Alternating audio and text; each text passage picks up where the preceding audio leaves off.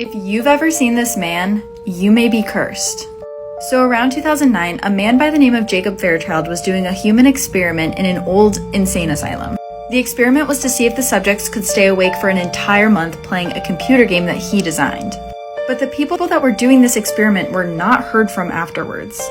Jacob was apparently losing his mind while conducting this experiment. He started wearing a mask covered in eyes, calling himself the Timekeeper. This is an image that a former staff member had drawn of him.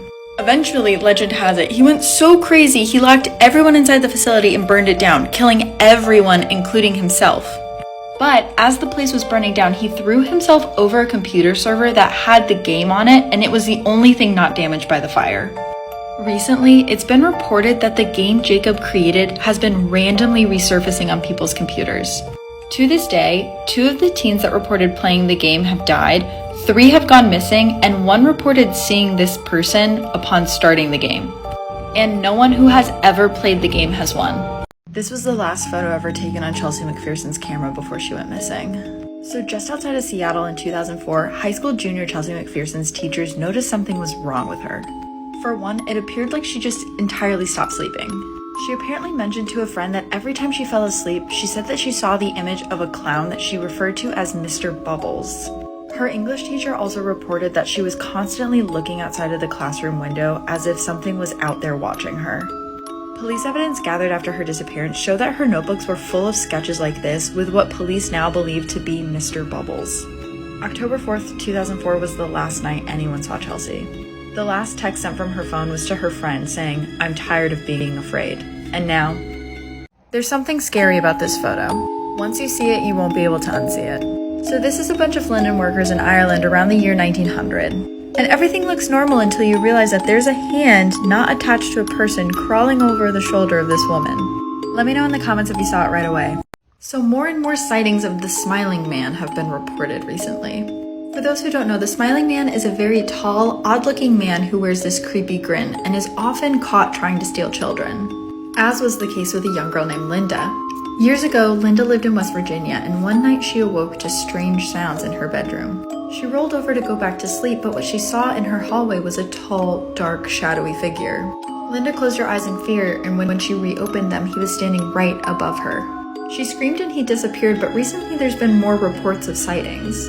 Legend has it, if you close your eyes at night and think the words "Smiling Man, Smiling Man, Smiling Man" over and over again, he'll appear. Would you try? The story of Jean Dulac and his evil doll. So in the early 1900s, Jean Dulac was one of the most famous ventriloquists in all of vaudeville. His doll not only looked like it was speaking on its own, but it appeared to move on its own and also had a voice completely different from Jean's. This confused a lot of his fans, but they mostly chalked it up to his talent. But others felt there was something slightly sinister about the doll. Reports that the doll was sometimes caught speaking even when it wasn't on Jean's hand. Missy Waters, a vaudevillian dancer and Jean's lover, claimed that one night she walked into Jean's room to find the doll off of his hand and Jean on the other side of the room curled up in a ball crying. She said a voice was coming from the doll speaking Latin, and it clearly was not Jean. The more Jean used the doll, the sicker he got too, and within a few years of his success, he was on his deathbed. And apparently, right before he died, he asked to make a call to Missy. According to her, on that phone call, Jean said it was the devil inside of the doll. He said that he had bought the doll off a man traveling through town with the understanding that if he let the devil live inside the doll, he would have all the fame and fortune he desired. His last words were, "Do not let anyone have this doll after I die." The whereabouts of the doll are currently unknown. In 1912, a young boy went missing. And when he was finally reunited with his mother, it seemed like it was not the same boy. So 4-year-old Bobby Dunbar disappeared by a lake on a family vacation in 1912. The only clue found was his hat, which led many to believe he had been kidnapped. The next year, in 1913, a man is seen traveling with a boy that looks very similar to Bobby. He was arrested, but he insisted the boy was not Bobby. He was a boy named Bruce Anderson. But the police didn't listen and returned the boy to Bobby Dunbar's mother.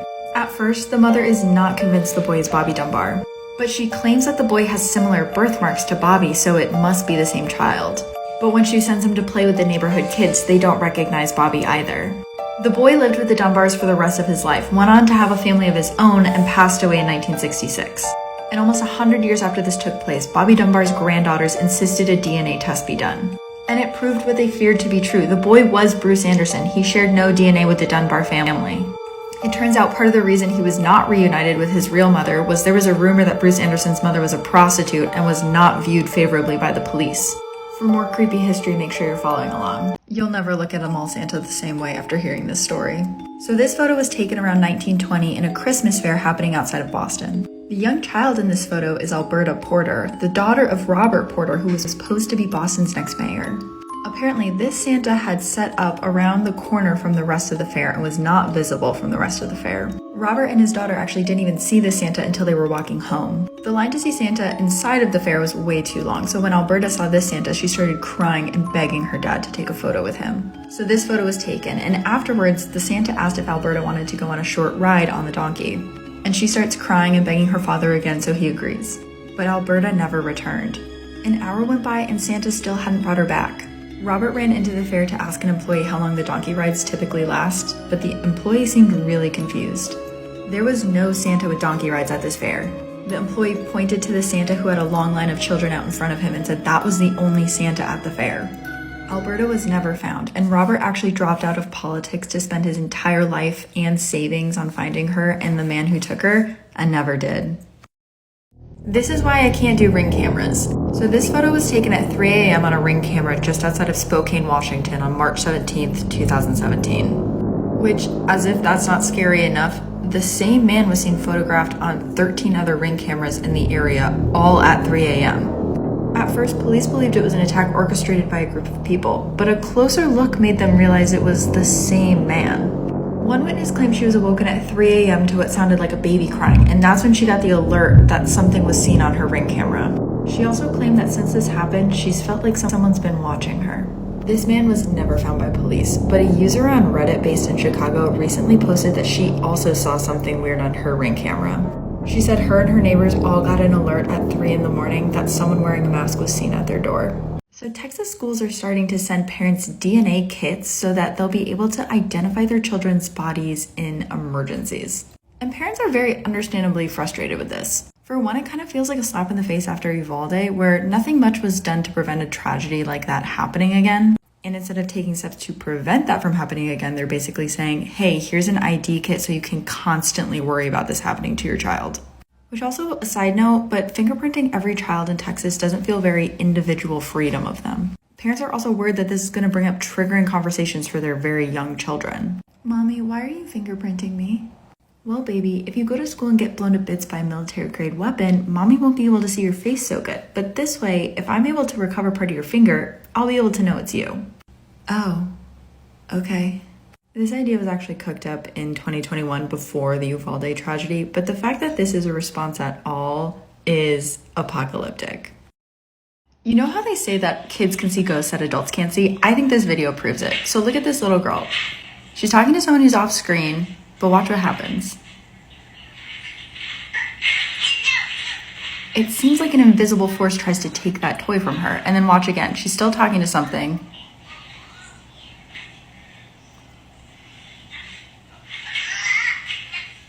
And it appears to try to take the box from her again. And she says no. What do you think this is? This is why I don't trust clowns. So this is the only photographic evidence that we have of the night clown, or payaso de noche, a clown that terrorized southern Texas in the early 2000s. In 2002, an absurd amount of dogs went missing in Texas. Some communities said that every dog on the block was gone. So one night, this 6-year-old girl, Sarah Martinez, wanders into the woods looking for her lost dog. She was missing for hours, and when they finally found her, she was curled up in a ball crying, claiming the payaso de noche had eaten her dog. Many people in the community chalked it up to her being like a little kid with a wild imagination, but soon other kids in the area started complaining about this. This drawing was submitted by a second-grade teacher to evidence. Tons of kids started drawing pictures just like this, claiming that their dogs also had been eaten by payaso de noche. And just like Pennywise, this is not the first time that this clown had been seen. Other sightings happened just outside of Mexico City in the 90s, and more recently in San Diego, where this photo was snapped. You really need to make sure you're double-checking your house at night. This story comes from a woman named Shannon who lived in Seattle. Shannon lived alone, but for months she was complaining about weird noises coming from inside her house at night. And and sometimes she would wake up with bruises on her arms that had no explanation. Shannon would also come home from work to find things in her home were not the same as she left them. Like this one time she came home and saw sawdust all over her living room floor. So that's when she set up a camera and caught this image in her kitchen one night at midnight. Shannon was obviously terrified, so she called the police, who came to her house and tore up everything looking for clues as to who the intruder was. And that's when they found this hole behind her couch. And inside this hole was rope, tape, a lock of Shannon's hair, and a vial of her blood. Police said that it looked like someone had been living in this hole for months. Whoever this was never found, and Shannon has since moved homes, but every now and then she complains of a weird scratching noise at night. So there's actually talk now that artificial intelligence is going to get so good it will be able to design the most beautiful people on the planet. I've been using artificial intelligence for a while now, so I wanted to see if I could get it to design one of these people so you guys could see what I was talking about. I fed the bot key physical features that we typically associate with supermodels, and this is what it drew me. Bella Hadid, I think you're safe for now. But then I thought maybe my search terms were wrong, so I tried to type in something that was a little more clear for the bot, and yeah, not much better. I thought maybe it would do a better job with men or different skin tones. I think eventually these bots are going to get really good, but for right now, I think supermodels are safe. This photo is of the Cincinnati crawler. It was taken by a family who caught him in their home in 1974, but he escaped shortly afterwards. So in 1974, the Johnson family in Cincinnati noticed a couple weird things happening in their home. The 14-year-old daughter, Claire, would complain about seeing glowing eyes outside of her window at night. And then one night, the youngest son, Timmy, was laying in bed in the dark when he felt the family dog jump up onto his bed. But when he went to go pet it, it was not the dog. It was the crawler, who police still believe was responsible for the disappearance of 4 other boys in the area. Some believe that he was an escaped convict, while others actually believe that he was the victim of human experiments happening in the area that may have been conducted by the family's dad. Claire snapped this photo of him before he escaped, but he was never found since. This story keeps me up at night, and it's a real one. So in the early 90s, a woman named Jerry went to a psychotherapist named John Mack because she was having recurring nightmares of UFOs. Then one night, her 2-year-old son started screaming in terror in his room. She ran in to check on him, and he claimed that owl monsters were touching his legs. And when she asked where the owl monsters were now, he claimed that they were in a boat in the sky. So Jerry starts thinking that maybe her family is being visited by aliens. She kind of brushed it off at first, but then one night her daughter has this experience. She was practicing reading for school, and she had to time herself in 10-minute intervals and see how far she could read. So she's timing herself for 10 minutes, marking how far she read, timing herself for 10 minutes, marking, timing herself for 10 minutes, and then she looks up and an hour has gone by. There's 50 minutes of time she can't account for, which apparently is kind of common in people who have been visited by aliens. I talk more about this story and other alien encounters on my podcast this week. And we hear a story from someone whose grandfather was visited by aliens in the 60s. This is why you have to be careful who you let into your Halloween parties. So this is a photo of who police believed was a guest at a Halloween party in Rochester, New York in the 1940s. The party was being thrown by Jack and Amelia Layton, and they actually noticed that this guest was outside of the party watching the guests through a window. The report claims that Amelia believed the guest was her friend Jan, who tended to go above and beyond for Halloween, creating very scary costumes. So she let this person in believing it was her friend Jan. But then 20 minutes later, Jan shows up, and that guest could not be found anywhere. So Amelia starts running around the party asking everyone if they knew who that guest was, and no one had recognized that person. So she goes into her daughter's room, who was playing while the party was happening. And the police report states that the only thing there left of Amelia's daughter was a bloody shoe. 4 other reports of this guest being at parties that night were called into police, and all of them resulted in missing children's cases. The identity of this person has never been found, and none of the kids have been found either. Have you ever wondered how accurate police sketches are? I'm going to show you a sketch, then I'm going to show you the person that was arrested, and we're going to see. So this is the police sketch for the man wanted in the Delphi murder case, one of the most high-profile unsolved murders right now. For those who don't know, in 2017, 2 young girls, Abby Williams and Libby German, were murdered while out for a walk in the woods. And a few days ago, this man, Richard M. Allen, was arrested as a suspect in the murders. And Richard looks so different from that sketch that here's actually a photo of him posing next to it, completely unnoticed. A better comparison would actually be this photo that one of the girls posted to Snapchat, where she was able to get video and audio of the man before they were murdered. Details pertaining to the arrest are still under wraps, but I could definitely see how that man would be this man, more so than the police sketch. This is the dark side of trick-or-treating. Multiple sightings of this clown were reported in Denver on Halloween night, and many of the reports claim that this person was handing out candy in different neighborhoods.